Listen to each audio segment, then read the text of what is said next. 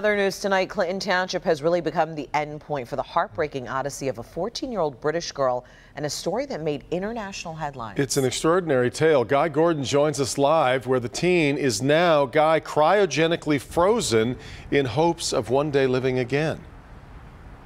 Yeah, one of 145 people frozen behind me in that building, Devin. Yes, she died on October 17th of a rare form of cancer, but she wanted her body to go through this controversial process because she thought there might be a cure in the future.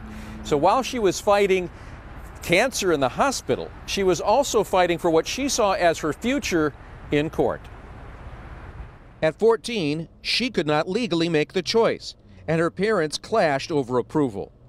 In a heartbreaking letter to the judge, the doomed girl pleaded, "I want to live and live longer, and I think that in the future, they may find a cure for my cancer and wake me up. I want to have this chance." The judge granted her wish. This case was not about the rights and wrongs of cryopreservation. It was about respecting the wishes of a bright and intelligent and articulate 14-year-old. Cryonics Institute will not confirm her arrival, but in a case report acknowledges patient 143 is a 14-year-old London girl.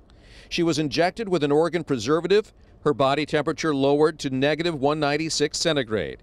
But even if a cancer cure arrives tomorrow, the cryonic revival process may be yet 50 years away. We have to be able to remove the fluid that we've put into the body that takes the place of the blood and that protects the body from any freezing damage. We have to be able to deal with any cell damage that still takes place because as well as we can freeze them, there's still going to be some cell damage, so we have to be able to repair that.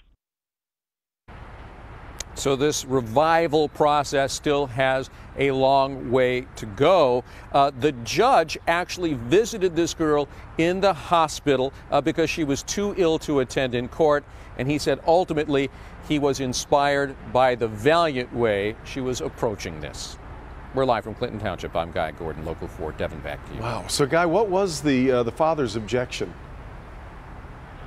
Well, you know, interestingly, it wasn't faith-based. It wasn't because this is unproven science. It was because he was so worried that if she should be revived 100 years from now, it would be 114 years after her birth, but she would still only be a 14-year-old teen in a strange place with no loved ones around her and in a strange country besides. He dropped his opposition, and that's when the judge moved forward. Boy, all of those existential questions that the best science fiction raises. It really is amazing. All right, Guy Gordon reporting for us. No question. Yeah, Guy Gordon reporting for us live.